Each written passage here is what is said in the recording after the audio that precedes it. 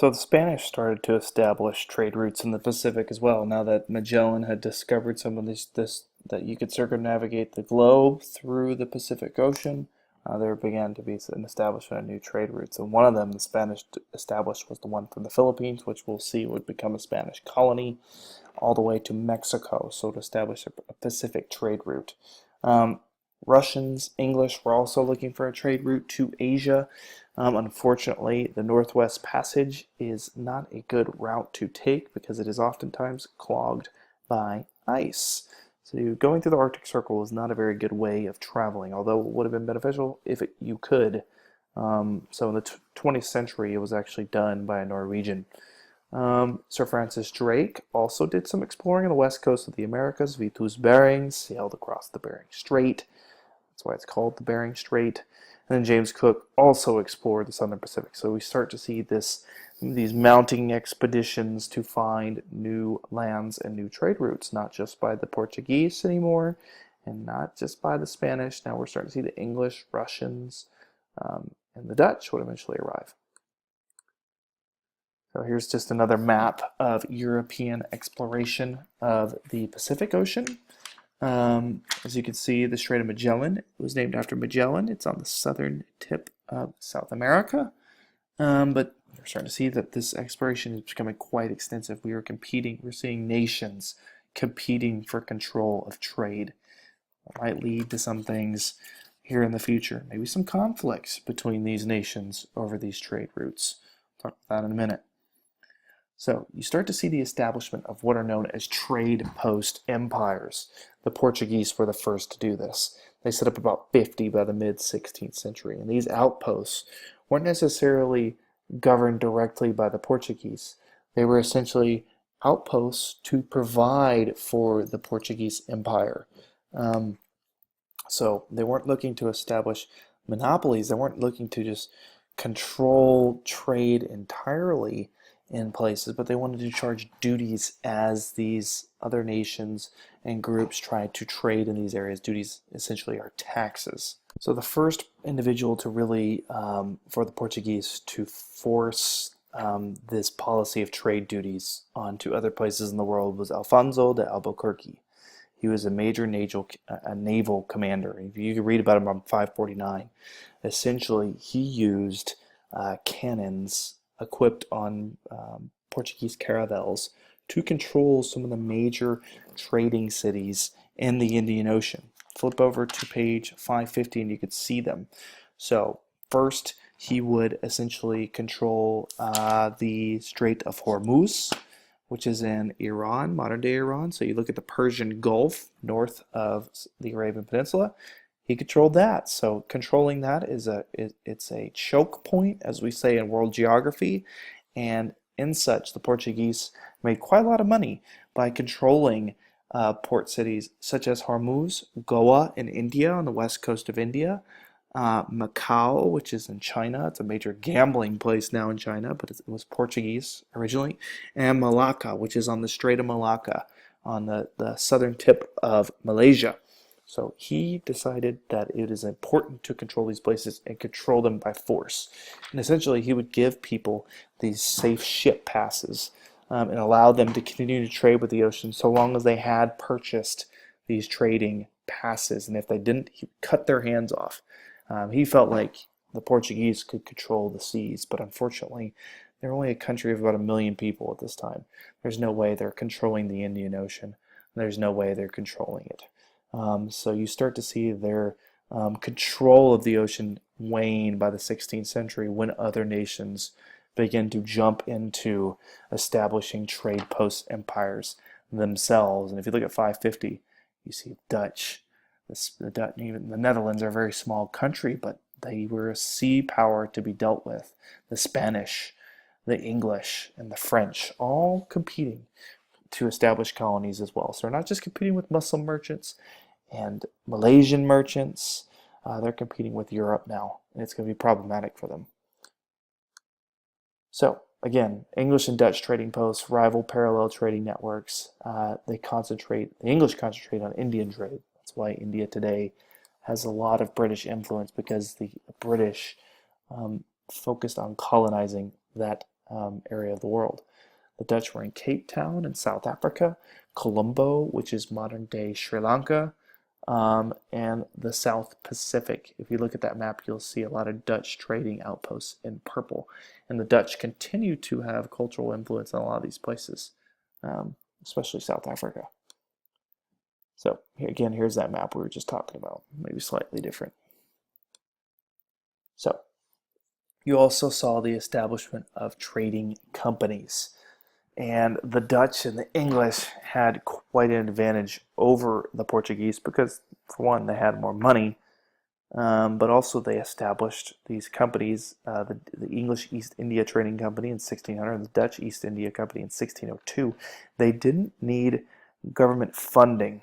They were privately funded and privately owned, but they were supported by the government, so the government gave them permission to do whatever. So now you're getting funding from places other than just the government, and this enables them to become that much more powerful. They were empowered with the right to go and engage in trade, build trading outposts, but most importantly, even wage war. So these two, the Dutch East India Company and the English East India Trading Company, were essentially mercenaries, or not really mercenaries, but private armies in the sea. They were exceptionally profitable. So again, here's just look at India. The competition for establishing trade outposts between the English, the French, and the Dutch, they're all trying to establish strong trade relations in this area and to control trade in this area because it's just extremely wealthy. Europeans also were in Southeast Asia as well. So the Philippines are actually named after King Philip II of Spain. And they conquered the Philippines, almost all the Philippines except one southern island, which was Muslim and resisted Spanish rule.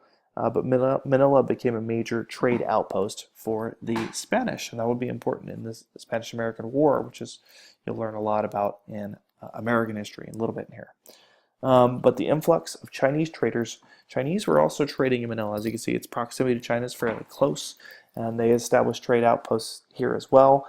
They were often mistrusted and resented by the local Filipinos as well as the Spanish because they felt like they were profiting too much selling finished goods to these people. So there would be frequent massacres of Chinese populations in this area. Additionally, as we said, one of the major motivations of exploration was missionaries, and the Spanish converted a lot of the local population of the Philippines to Roman Catholicism, which are still prevalent in the Philippines today. Dutch concentrate on spice trade in Indonesia. So the Dutch weren't so much into converting people as they were making money. And they established Batavia, a trading post in Indonesia on the island of Java. So you start to see that even small nations like Portugal and the Netherlands, they're expanding their power and might through their navies. So because of all this, you start to see a movement towards conflict. So these companies, these countries are all competing for the establishment of major trade outposts throughout the world. Well, problematically is these rivalries would lead to conflict.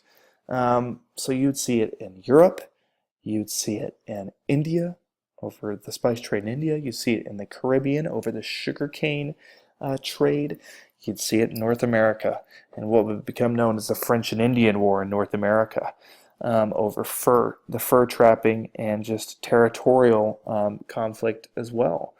The British would emerge victorious from this conflict. It was a conflict mainly between the French and the English, and as a result, the British would essentially gain control of India and Canada. And because of this, you see that hegemony or kind of global authority of colonies would start to shift towards the British, and it would begin to pave the way, as it says in your text on 555, for the British Empire in the 19th century, the most powerful empire in the world. Again, here's an image of this French and Indian War. Even brought in indigenous people, not just in the Americas, but other places as well, who were friendly with the British, or friendly with the Dutch, or friendly with the French or English. It's just led to further conflicts even between tribal groups. So another consequence of this period in history is not just conflict, but exchange. So we know it as the Columbian Exchange. So as Columbus discovered the Americas, well, he didn't really discover the Americas. They were discovered well before him by other Europeans and, of course, by the natives that lived there. But when he established extensive trade to the Americas and the taking of precious metals and even people from that area of the world, you started to see a diffusion of crops, animals, humans. So, Europeans started to move there, especially men, but also diseases. Not just Europeans, but Africans as well. And we'll talk about the movement of Africans here in just a moment, because that's very important. But essentially, these two hemispheres, the Western Hemisphere, so North America and South America, and Europe had never really come in contact with another on a large scale. So these two biological zones came together and it permanently altered not just human geography, but the natural environments as well. So a lot of goods and crops and animals moved back and forth and changed the world forever. One of the big consequences was epidemic disease and population decline. So smallpox, along with other diseases, but smallpox was primarily a disease from the old world, so Europe and Eurasia and Africa. And it was, none of the people in this area or Oceania had any immunities to it. So it destroyed populations. So the population of the Aztec Empire, for example, in 519 was one of the largest populations in the world. There's 17 million people living there. That's huge even by today's standards. And then they decline 90% within 100 years to 1.3 million. So epidemic diseases had a massive impact on the New World. Additionally, you start to see a shift in an increase in the overall food supply for the entire world. The introduction of European animals to the Americas. There was no horse, there was no cattle, no pigs, no chicken. Didn't exist in the Americas. Pretty much the only domesticated animals in the Americas was the llama and the guinea pig. So the introduction of these things helped out the Americas immensely in terms of having a variety of domesticated animals. But American foods were also brought back to Afro-Eurasia. Maize, potatoes, beans, squash, pumpkin, all of these things were brought back to the Old World. And they had a massive impact on the world population growth. So from 500 or 1500, you had a population of 400 million people. And by 1800, you had almost a population of 1 billion. So a significant increase over 300 years because of food supply and the food that people had available to them. People who have more nutrition live longer, have more children, and the children live longer as well. So it had an enormous impact on population growth. Here's just a representation of some of the major things that were traded to and from Europe and the New World. So a lot of things we eat today are a product of this. So you also saw a movement of people from Africa, because as we talked about earlier, the Portuguese and Europeans began to establish sugarcane plantations. That was one of the big motivations for exploration, was sugar. And in order to work in the plantations, they needed someone who was resistant to a lot of these diseases, and the Africans had that capability. They were exposed to a lot of diseases that Europeans could get, and they lived longer as a result. So Europeans began to increase the transatlantic slave trade in order to support that. So the global trade, transoceanic trade in the Atlantic Ocean basin, manufactured goods were taken from Europe, raw goods from the Americas. This is kind of like what we know as the triangular trade. Manila galleons from 1565 to 1850, Spanish galleons dominated the Pacific Ocean trade in establishing trade for luxury goods for American raw materials, especially silver. The Chinese coveted silver. It was their main currency for a long period of time, and thus the Spanish exploited that and made sure that they took the silver from the Americas and traded that with China. There were enormous impacts on local animal populations as well from this trade, especially on the beaver population.